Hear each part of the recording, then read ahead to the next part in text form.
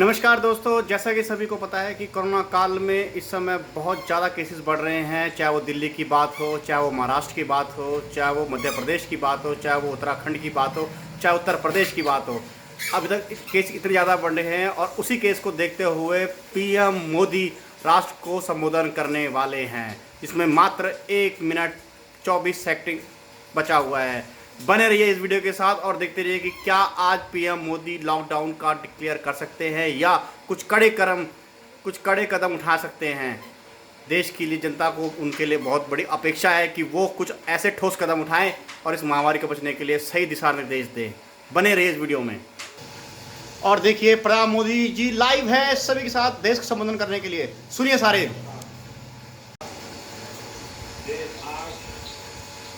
फिर एक बहुत बड़ी लड़ाई लड़ रहा। कुछ सप्ताह पहले तक इसकी असेंबली हुई थी और फिर एक कोरोना की दूसरी वेव तूफान बनकर आ गया। जो पीड़ा आपने सही है, जो पीड़ा आप सह रहे हैं, उसका मुझे पूरा एहसास है। जिन लोगों ने बीते दिनों में अपनों को खोया है, मैं सभी देशवासियों की तरफ से उनके प्रति संवेदना व्यक्त करता हूं। परिवार के एक सदस्य के रूप में मैं आपके दुख में शामिल हूं।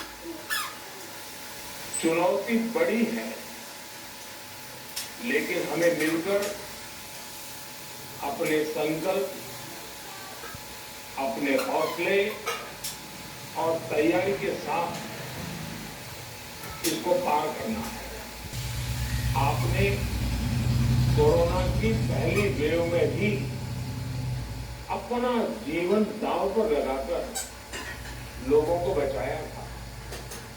आज आप फिर इस संकट में अपने परिवार, अपने सुख, अपनी चिंता छोड़कर दूसरों का जीवन बचाने में दिन रात जुटे हुए हैं। इस बार कोरोना संकट में देश के अनेक हिस्से में ऑक्सीजन की डिमांड बहुत ज्यादा बढ़ी है।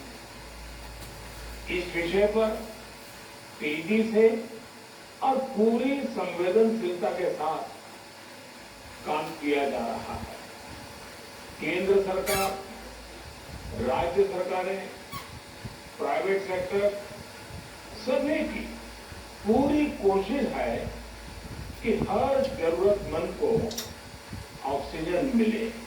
आज जनवरी फरवरी की तुलना में देश में कई गुना ज्यादा दवाइयों का प्रोडक्शन हो रहा है। इसे अभी और तेज किया जा रहा है। कल भी मेरे देश की फार्मा इंडस्ट्री के बड़े जो प्रमुख लोग हैं, उसके जो एक्सपर्ट लोग हैं, उनसे बहुत लंबी चर्चा हुई है। उसी समय भारत में कोरोना वायरस के खिलाफ प्रभावी वैक्सीन के लिए काम शुरू कर दिया था। हमारे वैज्ञानिकों ने दिन रात एक करके बहुत कम समय देशवासियों के लिए वैक्सीन विकसित की है। यह एक टीम एफर्ट है, जिसके कारण हमारा Bharat 2 made in India vaccine के साथ दुनिया का सबसे बड़ा टीकाकरण अभियान शुरू कर पाया। फ्रंटलाइन कोरोना वॉरियर्स और सीनियर सिटीजन्स के एक बड़े हिस्से को वैक्सीन का लाभ मिल चुका है। आज से 18 वर्ष के ऊपर के किसी भी व्यक्ति को वैक्सीनेट किया जा सकेगा। अब भारत में जो वैक्सीन बनेगी, उस मुफ्त वैक्सीन मिलती रहेगी, जिसका फायदा, जैसा मैंने कहा, हमारे गरीब परिवार हो, हमारे मध्यम वर्ग, निम्न वर्ग के परिवार हो, तो उनका लाभ उठा सकेंगे। प्रयास भी ये है कि आर्थिक गतिविधियां और आजीविका कम से कम प्रभावित हो। उनसे आग्रह करें कि वो जहां है वहीं रहे। वो अभी से काफी भिन्न थी। तब हमारे पास इस वैश्विक महामारी से लड़ने के लिए कोरोना स्पेसिफिक मेडिकल इंफ्रास्ट्रक्चर नहीं था। आप याद करिए देश की क्या स्थिति थी। कोरोना टेस्टिंग के लिए पर्याप्त लैब नहीं, पीपीई का कोई प्रोडक्शन नहीं, हमारे पास इस बीमारी के ट्रीटमेंट के लिए कोई खास जानकारी भी नहीं। आप देश को यहां तक लाए हैं। मुझे विश्वास है जन भागीदारी की ताकत से हम कोरोना के इस तूफान को भी परास्त कर पाएंगे। वो अपनी सोसाइटी में, मोहल्ले में, अपार्टमेंट में छोटी छोटी कमेटियां बनाकर कोविड अनुशासन पालन करवाने में मदद करें। हम ऐसा करेंगे तो सरकारों को न कभी कंटेनमेंट जोन लगाने की जरूरत पड़ेगी, न कर्फ्यू लगाने की जरूरत पड़ेगी, और लॉकडाउन का तो सवाल ही नहीं उठता है। जीत बहुत बड़ा परिणाम ला सकती है।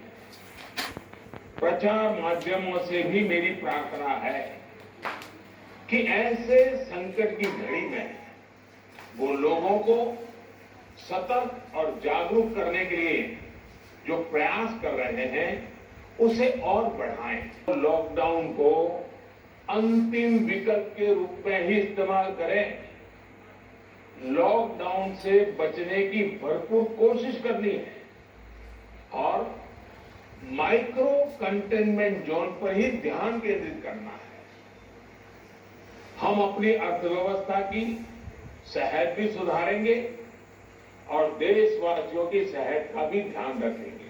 कल रामनवमी है और मर्यादा पुरुषोत्तम श्री राम का हम सभी को यही संदेश है कि हम मर्यादाओं का पालन करें। कोरोना के इस संकट काल में कोरोना के बचने के जो भी उपाय है, कृपया करके उनका पालन 100% करिए। दवाई भी, कड़ाई भी, इस मंत्र को कभी भी भूलना नहीं है। फिर ये भरोसा देता हूं आपके इस साहस, धैर्य और अनुशासन के साथ जुड़कर आज जो परिस्थितियां हैं उन्हें बदलने में देश कोई कसर नहीं छोड़ेगा। आप सभी स्वस्थ रहें, आपका परिवार स्वस्थ रहे, इसी कामना के साथ मैं अपनी बात समाप्त करता हूं। आपका बहुत बहुत धन्यवाद।